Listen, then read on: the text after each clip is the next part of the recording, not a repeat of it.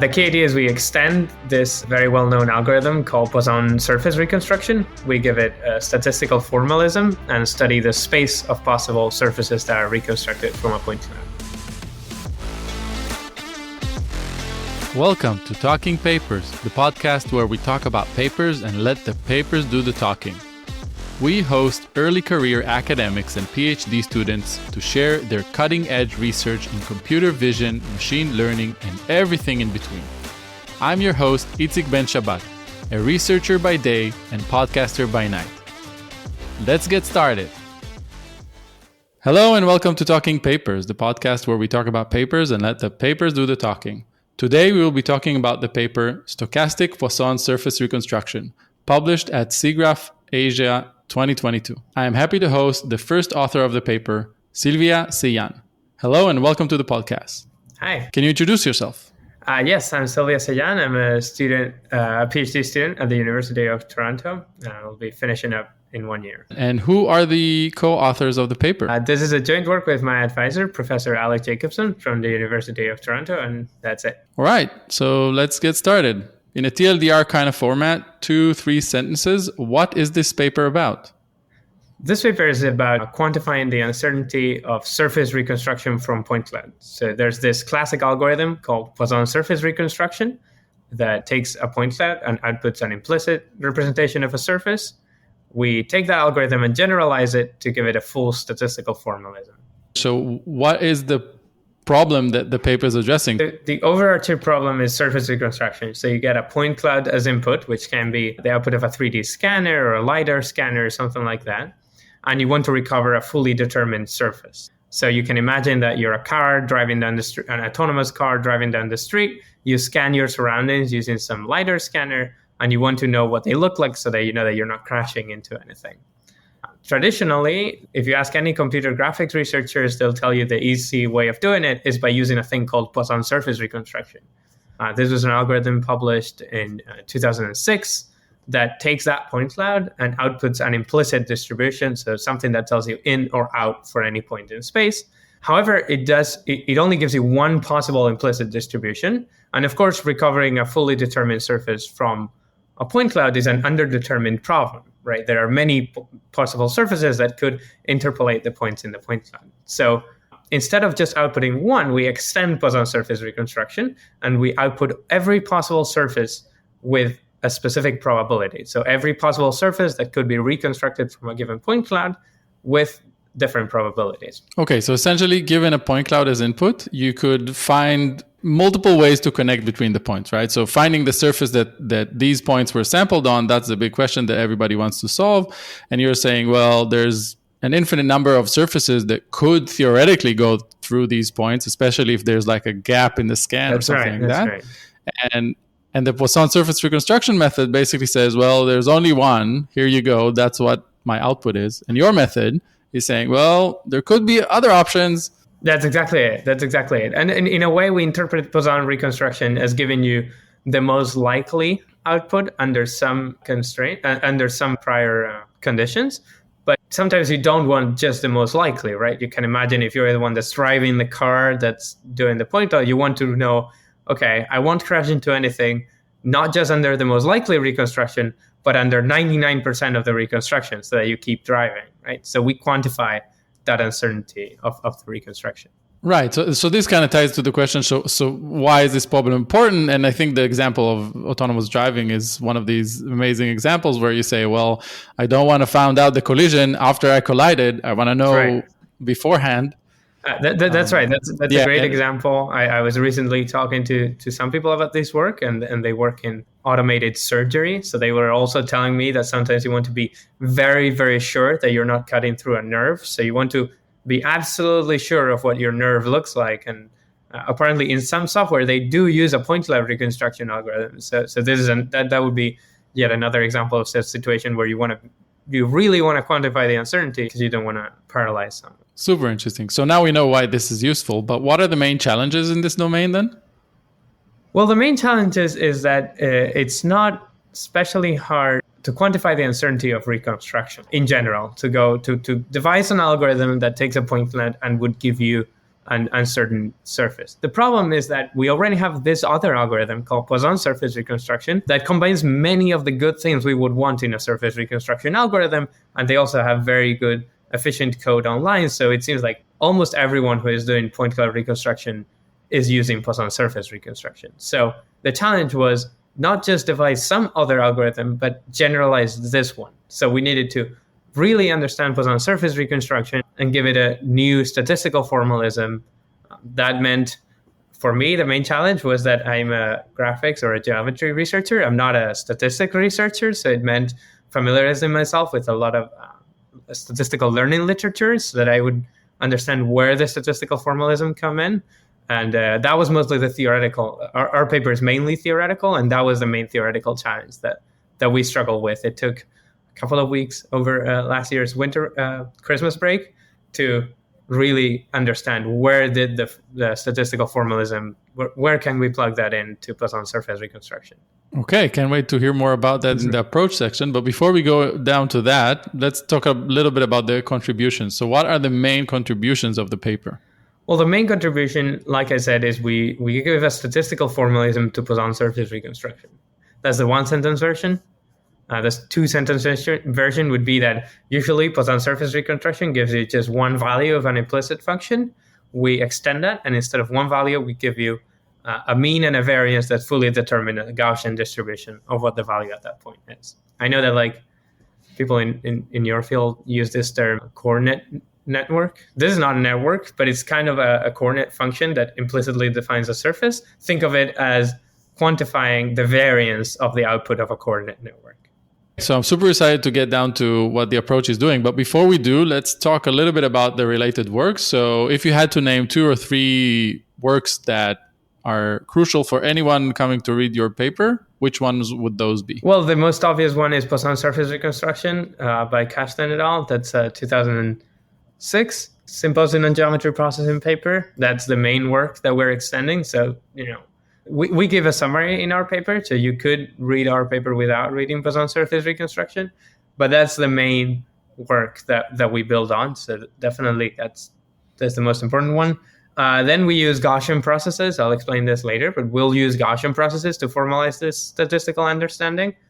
So 2 of the ones I would recommend someone read are Gaussian processes for machine learning. This is a book, and also there's Geometric Priors for Gaussian Process Implicit Surfaces by Martins et al. This is a paper that basically uses Gaussian processes for the specific case of surface reconstruction, and it's written more for a graphics audience. So it was easier to understand them for me than one of these Gaussian processes for machine learning more general papers. So if you come from a graphics background, Geometric Priors for Gaussian Process Implicit Surfaces. Okay, excellent. I will be sure to put links to all of those relevant references in the episode's description. Personally, I think that any researcher working on surface reconstruction has to read Poisson surface reconstruction. Like, it's a must read. So it's time to dive deep into the approach. So tell us, what did you do and how did you do it?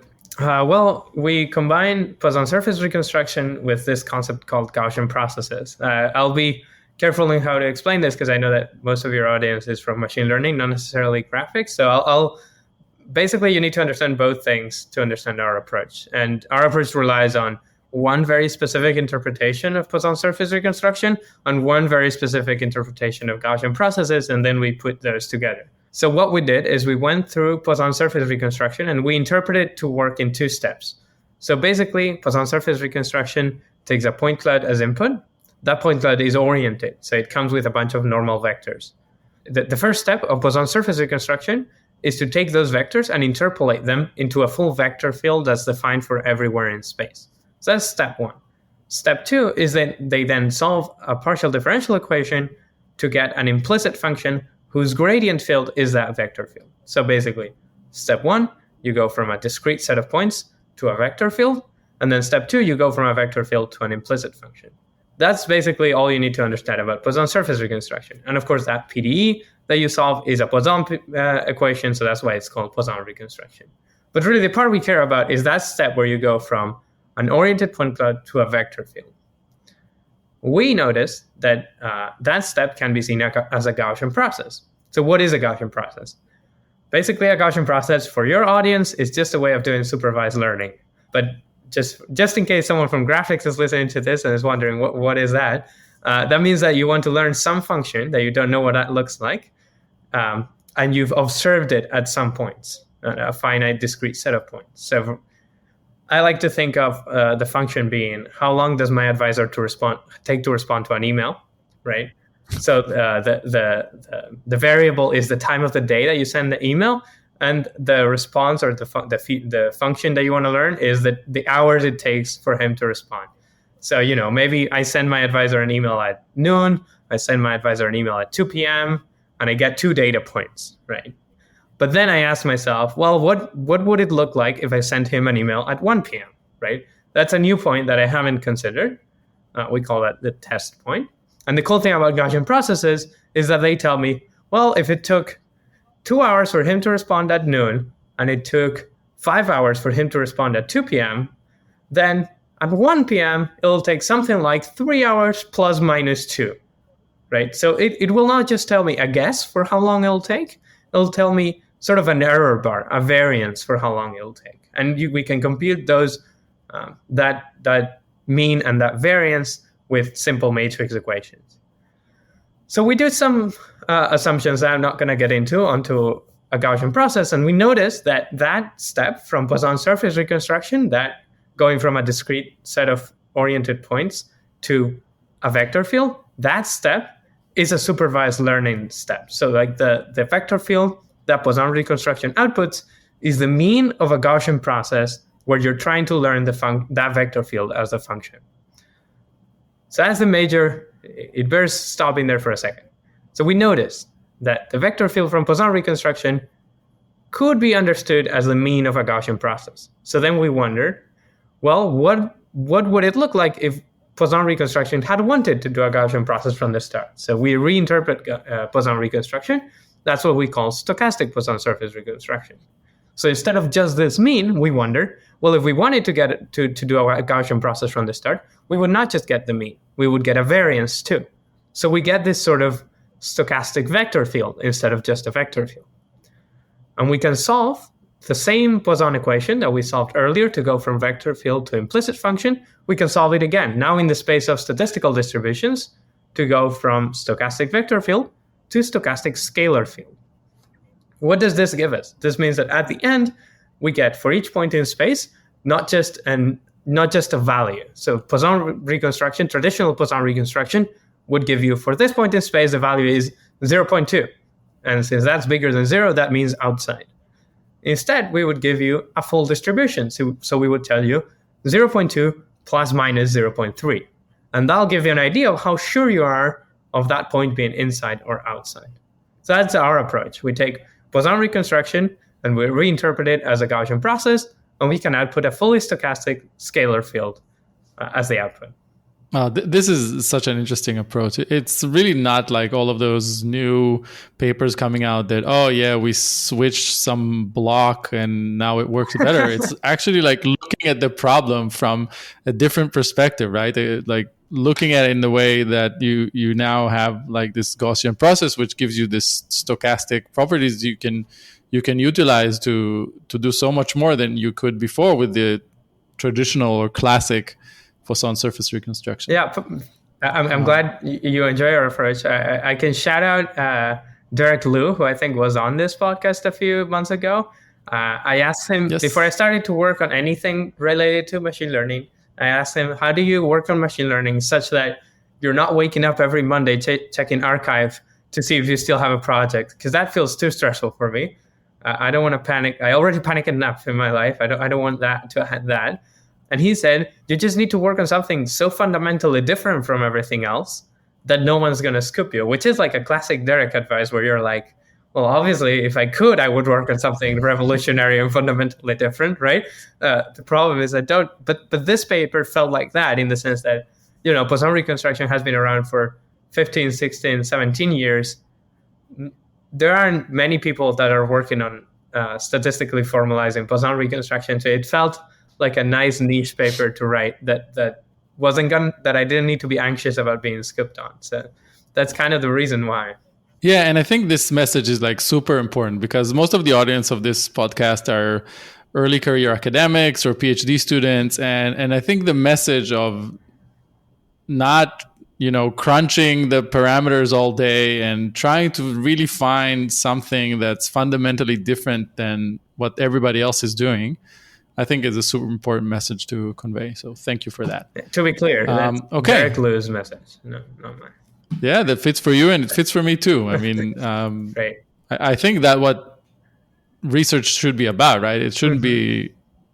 It's unfortunate that a lot of fields are now in the place where it's about tuning parameters and rather than coming up with new and interesting approaches and perspective. On this podcast, I try to bring all those that do that, like they give a new perspective on a field, solve a problem, and seems like I've got 2 for 2 for now. Okay. Maybe okay. I'll ask you a question then. I'll change the format a little bit, and you can cut it if you don't want it. But you're focused around papers a lot in this podcast, obviously, and I wonder if part of the problem is that we're using this academic currency. So obviously, if we have an incentive, if we create an incentive, then people, and I include myself, are going to look for what is the idea that most quickly and concisely resembles a NeurIPS paper or a CVPR paper or a SIGGRAPH paper. I wonder how much our current scientific publication process encourages those types of works that I changed the parameter a little bit and I got this boldface number at the end of the table, and that's a CVPR paper, which are definitely important works of research, but currently we have no way of distinguishing between fundamentally different approaches and those types of works. So, how much of it is our fault for focusing on papers too much? Is there going to be a talking blog post podcast soon? Well, actually, that's a great question. Personally,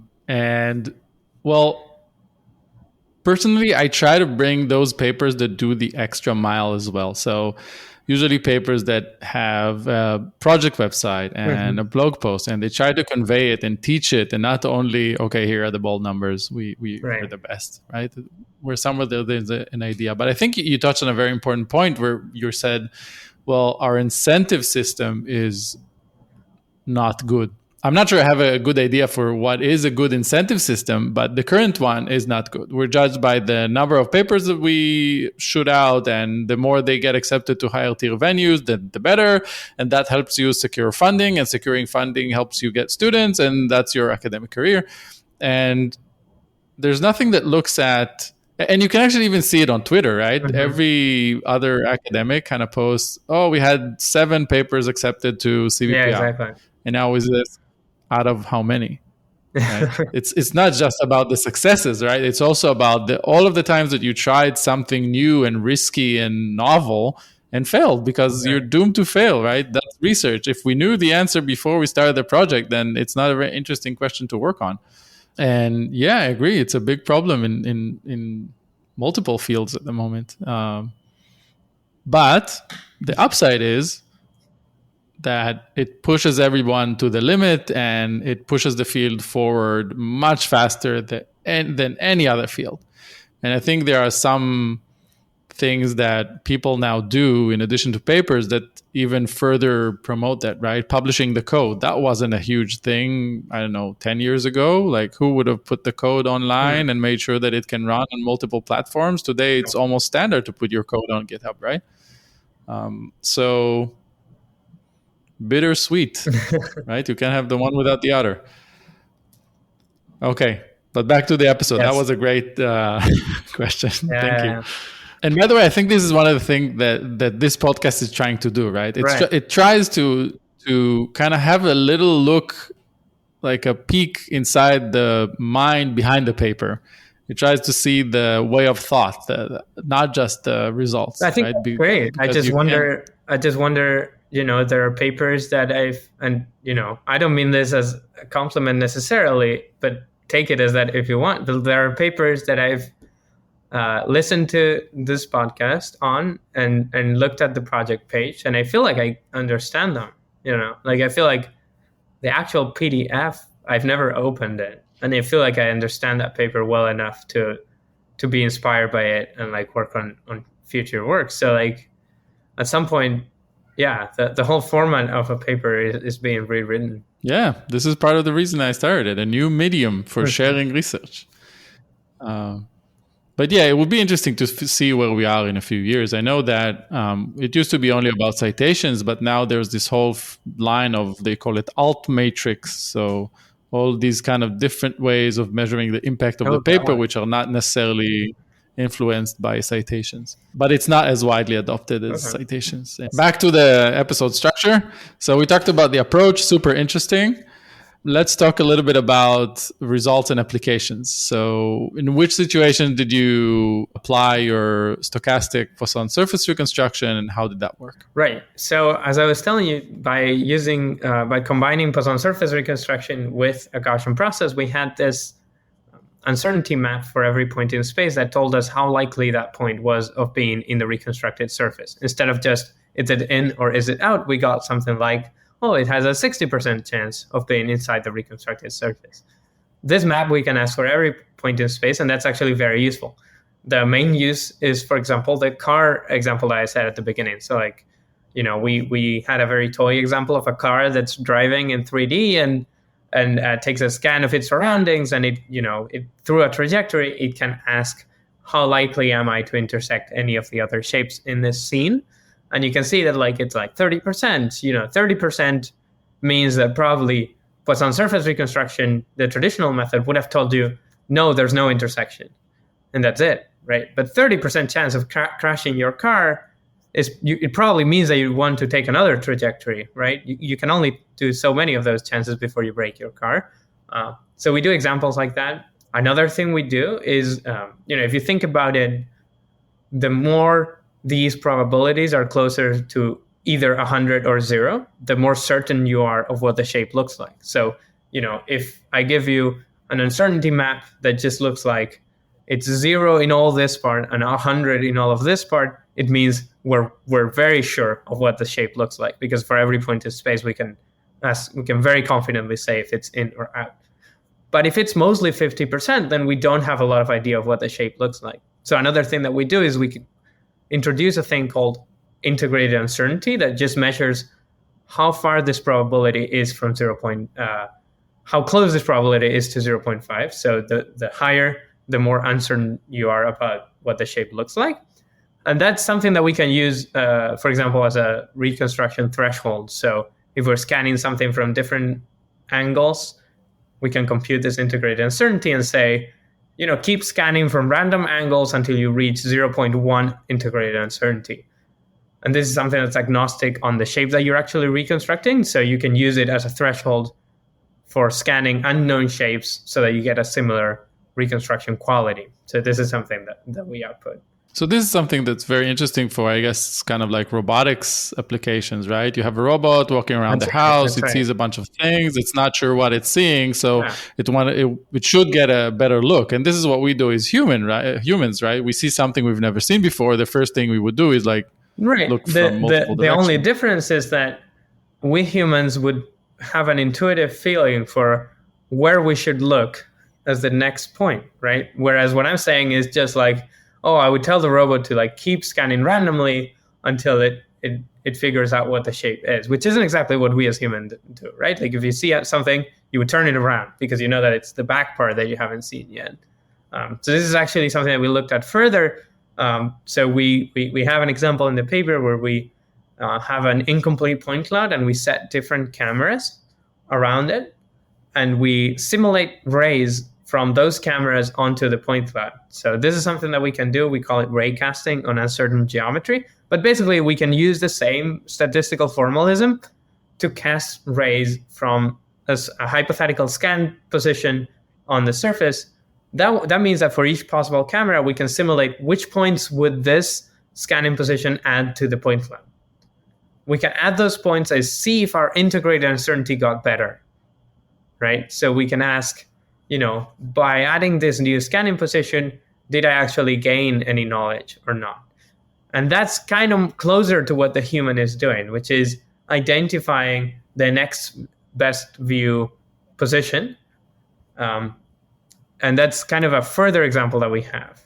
So we can also do it with our statistical formalism. There's also super interesting. There's also, so I always make this joke that like, if you might have heard that actors have some movies that they do one for them, one for me. So like they have one movie that sells, so they'll do Avengers, so that it sells a lot of tickets, but then they'll use that money to fund their small project that won't sell as much, but they really, really want to do. So sort of these like next view planning, collision detection, all of these applications are the ones I did for the reviewers, right? So this is for them.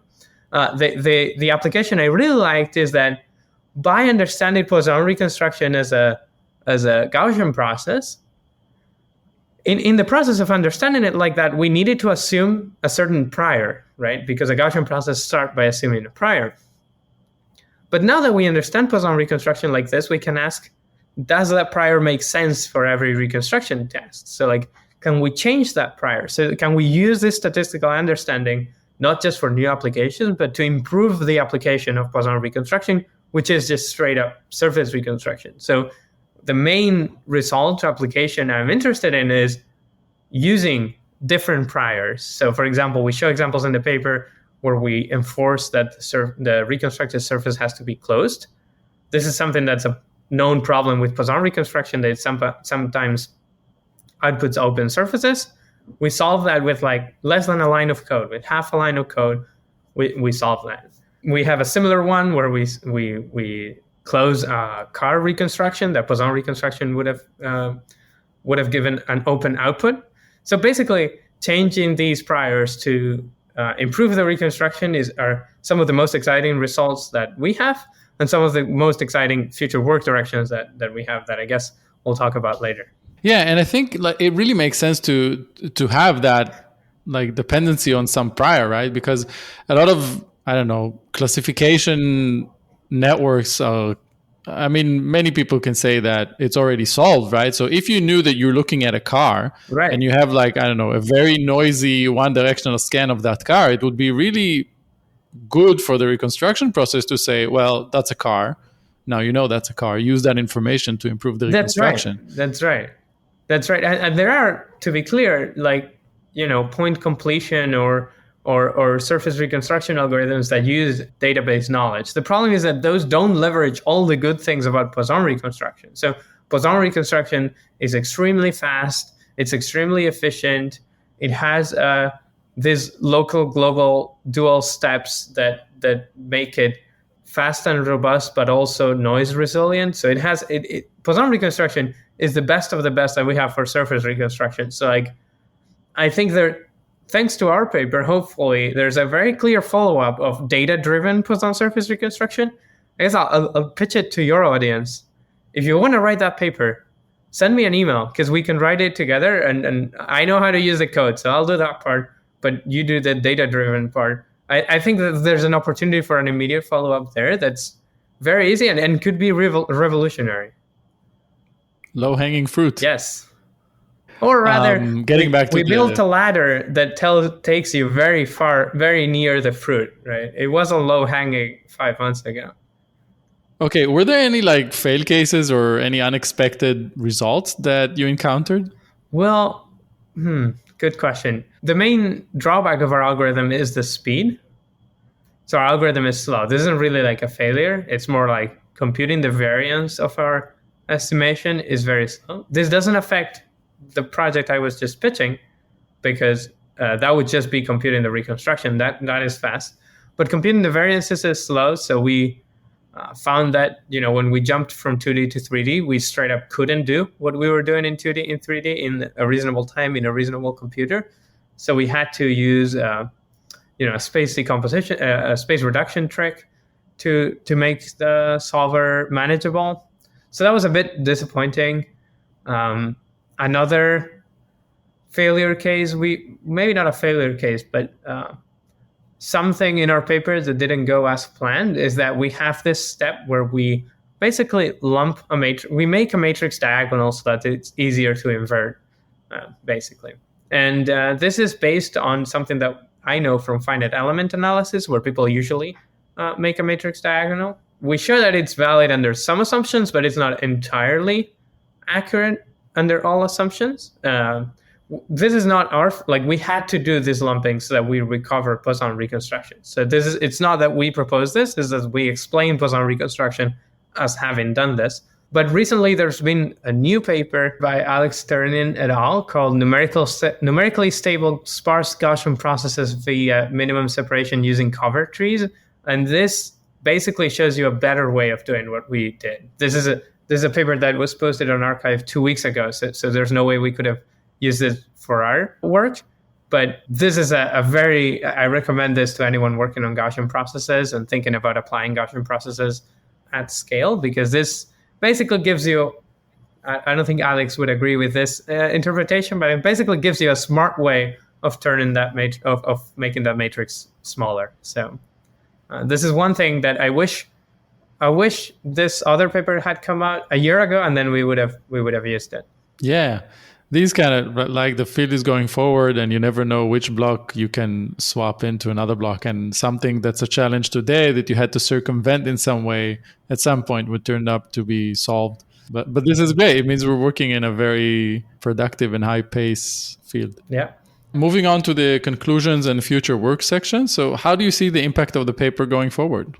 So I look at this paper as a computer graphics and geometry processing researcher, and the part that excites me the most about this paper is that it's a way of quantifying uncertainty of a process that we use in geometry processing. So, namely surface reconstruction from point clouds. So, one thing I would like to work on in the future, and I would like to encourage people to work on because I think it's can be a very promising field, is a fully uncertain geometry processing pipeline. So there are all these works like ours that quantify the uncertainty of the capture step. So like going from a real world object to an uncertain surface. There are several works like that, ours among them. But we sort of stop there. And I would like us to do things to that uncertain surface, right? So, geometry processing doesn't stop at capture. We then solve partial differential equations on that geometry. We then compute differential quantities on that geometry. We then deform that geometry.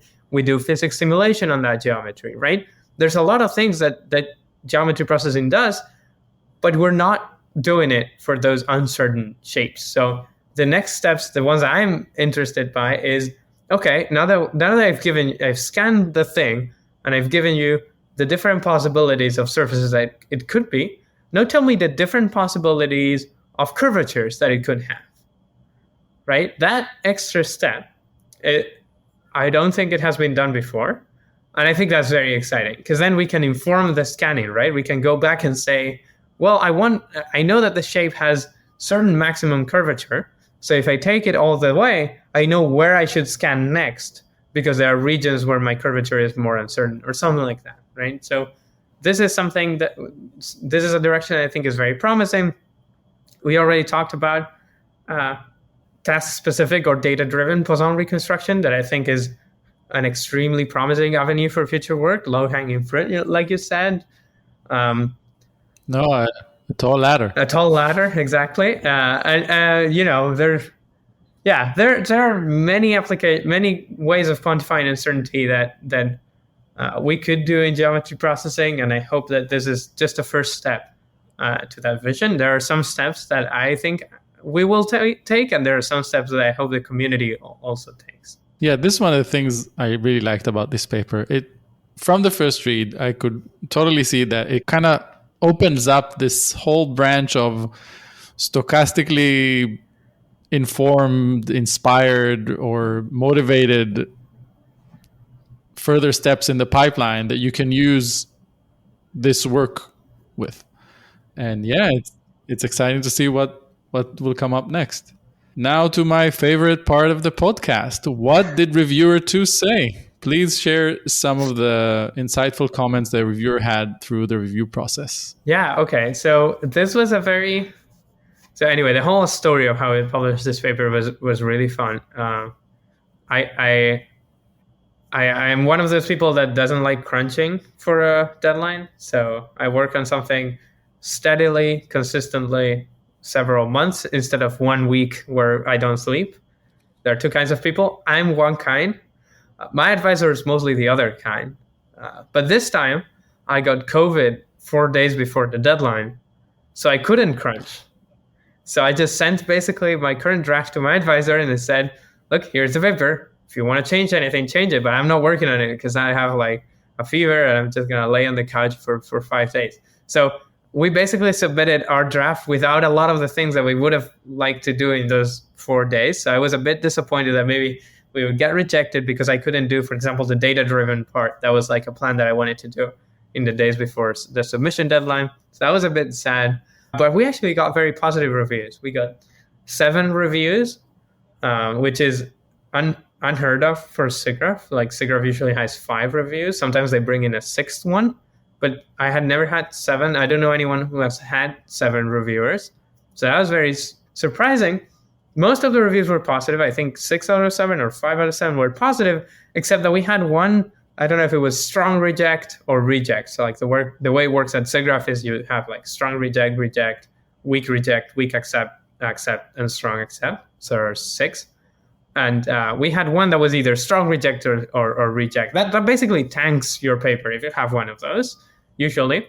And the review was very surprising. It said, basically, I like the paper. On a first read, I loved it. But then on a second read, I started realizing that none of the quantities that the authors are introducing make any sense. So if you look at the variance maps, so these are the maps of like where we are most confident of the reconstruction, the variance is higher near the sample points. That shouldn't be like that. The variance should be lower near the sample points, right? Because we are more sure of what the value is near the data, right? So it doesn't make any sense. So then I realized that nothing in the paper makes sense. So now I want to reject it. The problem was as simple as that reviewer was misreading our color map. So the color map was yellow meant high, and purple meant low. It was this plasma matplotlib color bar that you may have used or your viewers may be familiar with. So it was just a matter that we did not include a color bar saying like this is low, this is high. We did not include a color bar in all our pictures. This is basically because our figures are full of these color images. So if we added color bars, we would have 200 color bars in the paper. But this reviewer misunderstood it. So, it was a very interesting rebuttal to write where we had to say, we will add color bars to every figure, and they will show that unlike reviewer 2 or 3's interpretation, variance is indeed lower near the data points. That, it is what you expect it to be. So it was very scary because for some seconds there, I thought we might just get a paper rejected because we didn't add color bars to the plot. So, under every, behind every sign, there's a story. Always add color bars to your plots. You never know. If we had one other negative review, it might have tanked the paper completely. So that was a lesson I will never forget. I'm sorry, reviewer 2, that we didn't add color bars. It's not your fault. There were 2 possible interpretations, and you took one of them. We should have added it. And now, if you look at our paper, it has a lot of color bars because we're not making that mistake again. So that's my reviewer 2 story. Oh, wow. I absolutely love those kind of paper war stories, the whole COVID submission deadline and then the color bar. And yeah, I think it's an amazing lesson. And I know that every paper from now on, you or any one of your future collaborators, you would never forget to put the color bar. That's right. Yeah. So don't forget the color bar, everyone. That was a great story. All right. Anything else before we wrap up? I guess if any of what I said sounds interesting, I don't have enough time to do all the project ideas I have. So definitely email me if you want to work on anything related to what I just said, and we can work on it together. So I'm sure Itzik will put my website somewhere in the episode notes. You can go there, find my email, and send me an email. I'm always open to getting random emails from people. Yeah, excellent. I'll be sure to put all of the contact information for Silvia in the project description. And I should also probably mention to all of the more senior listeners that we have that Silvia is looking for a postdoc or faculty position starting fall 2024. So don't miss out on this amazing opportunity. And all right, Silvia, thank you very much for being a part of the podcast. And until next time, let your papers do the talking.